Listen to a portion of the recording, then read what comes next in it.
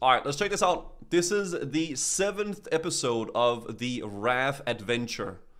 Attention gamers, previously on my journey to get a break from a game where I have to rely on teammates, I learned about group content in WoW and had to rely on teammates. I rocked the biggest damage wiener on the charts with some guildies while others were challenging me in duels to the death, which may or may not have just been fancy editing over a normal duel that I won nonetheless. It was fake, Papa man. Soda blessed me with the Sword of a Thousand Truths bow edition, and I used it to become Rav the Avatar, conquering all 4 of the deadliest hardcore elements by myself with no help. Good job. To prove that I am him and he shall one day save the world of Warcraft.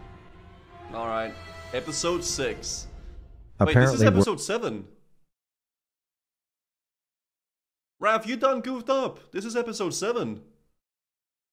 Word hadn't yet spread that I defeated the Demon of Duskwood, as players were still looking like they were about to shit themselves on the road, and despite me trying to calm their nerves, I knew the best way to show them that Rav the Avatar could conquer all would be to smurf on the remaining elite quests in the area. More Ladim is the golden grave digging boner boy that has more people creating fresh level 1s in Elwyn than any time Asmongold starts a new character, but he clearly didn't know who he was up against, so I let Howard introduce himself and then I promptly one-shot the shitter.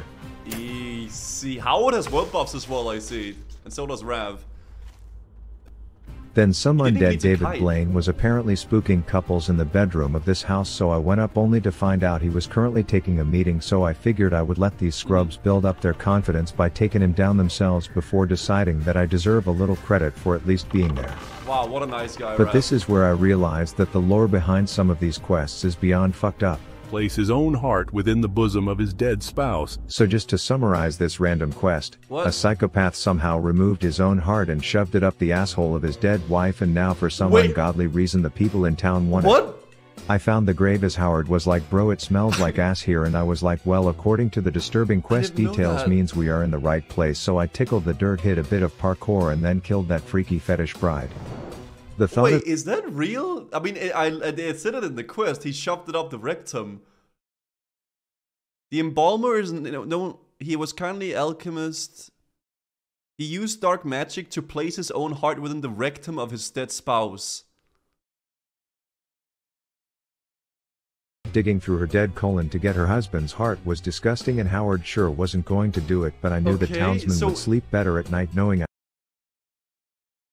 Wait, so the embalmer's heart you loot from Elisa, you grab it out of her asshole? What? You've done it! Just to confirm, this praise wasn't because I slayed the jizz-stained final boss stitches plaguing their town. You have done a great thing for our people, adventurer. It was because I dug a dude's heart out of his dead wife's anus. Your name will remain in our annals forever. Anyways, I ran into a little gnome whose name could describe my entire WoW documentary, but then I managed to get triggered by my first escort quest in the game. Please help! You see, this douche was clearly having a case of the Mondays. I figured the dude would be eternally grateful that I saved his ass from being eaten by a tribe of mutated apes and literal alligators, only for him to act like fucking Prince Harry being escorted into his daddy's coronation. I had some choice words for him, but the dude wanted no part in the mission to save his own life apparently, and while being toxic towards an NPC may have not been my proudest moment, I felt he needed a taste of his own medicine. It was at this point where whoever wrote my leveling guide must have decided to phone it in one day, since it was just like, hey yo, fuck. Grind young sawtooth, sorrow spinners, and swamp jaguars until you're level 39. Dude, that... I don't know, go kill some shit for an hour, and while the fastest levelers would have accepted this, thrown some hentai on the second monitor and then grinded it out with a half chub for the next hour, I chose a different route.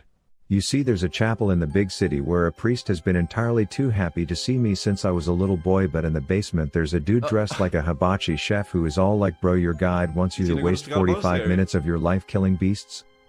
Nah, I'll save you from that boredom, just follow these steps. That is Gala Monastery. First, take a flight out of town down to that bay named after a literal ass. There I've arranged for you to take a transatlantic cruise.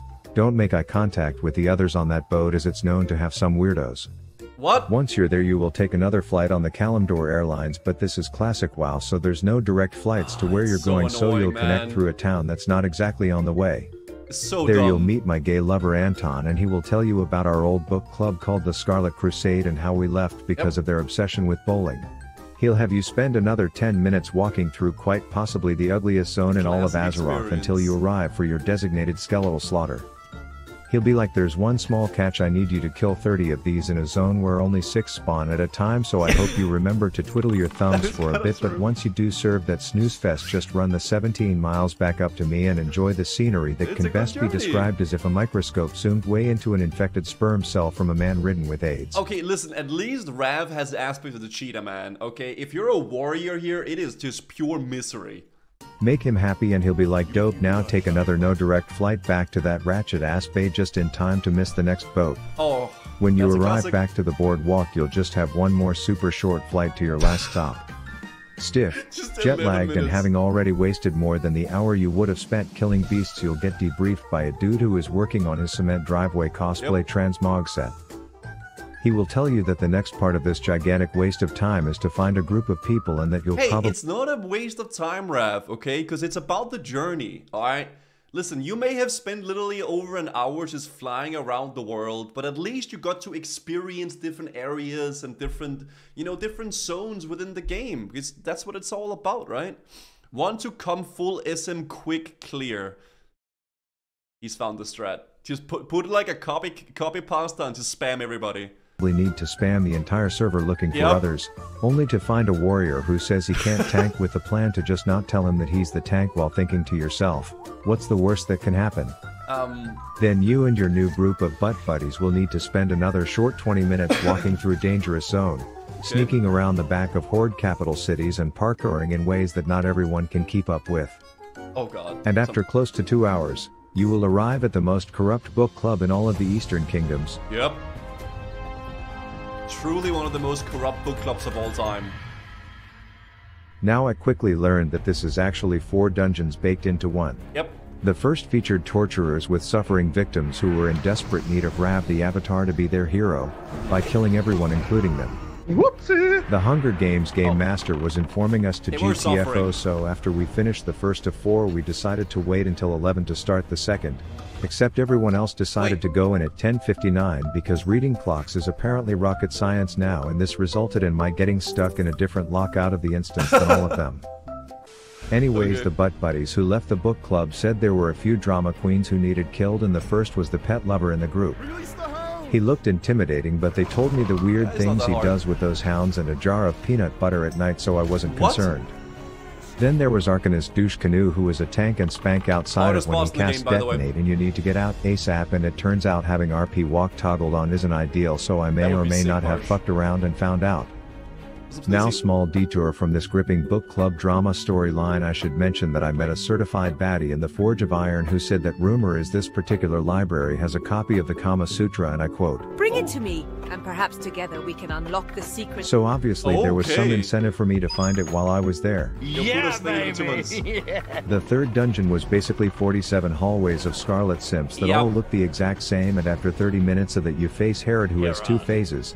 The first is a tank and spank, and the second is after he dies all the fraternity pledges come rushing in, showing how useless they are, and then we enter the final and most deadly of the 4 dungeons, the cathedral. This is where Howard started to feel the repercussions of me telling a warrior he didn't have to tank while actually relying on him to tank. Oh no. And our group's rogue was about to learn a very real lesson to not joke about Howard's life.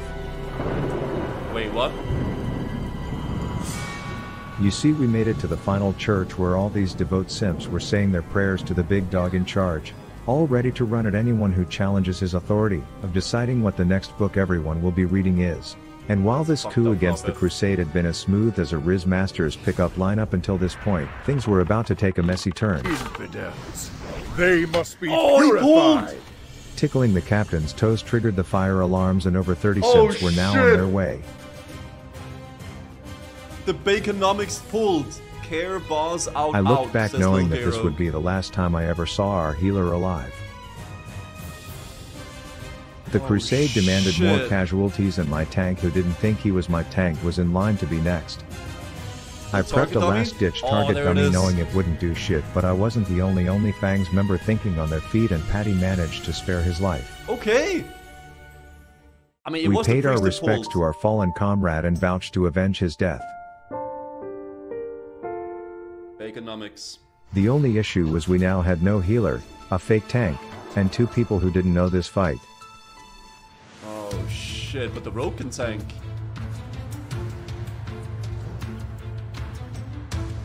Okay. And there's the milady.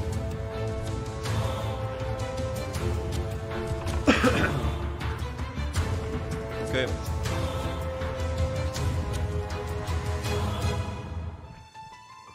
Oh shoot, and here comes phase 2. Arise, my champion. Oh damn. The music. And they're doing it with 4 people only. Holy. Like we're just pumping into the divine shield. Damn it, the paladin off healing. Yeah, the healer died. Good job. Not bad, I Rav. went back to cement-covered Sammy to tell him that that drama-filled book club is no more. So in summary, instead of grinding mobs for 45 minutes, I spent 7 hours traveling the world, engaging in petty high school drama, and getting another player killed, all to accomplish the same amount of progress on my journey to 60, and that, my friends, is what it's like to play World of Warcraft. It truly is an amazing game. How you can turn 45 minutes of content into 7 hours, baby. What a good episode, man. I like it. It's fun watching these rab leveling episodes, man. To be fair, those 7 hours are probably a lot more enjoyable than 45 minutes of straight grinding. Probably, yeah. I mean, it probably is a lot more fun just, you know, going around the world and doing some stuff with the boys, right? He got himself killed. He got, you know, a priest killed. But it was pretty much the priest's own fault because they ninja pulled, right? Yeah, Rav is awesome, man. Rav is really, really cool.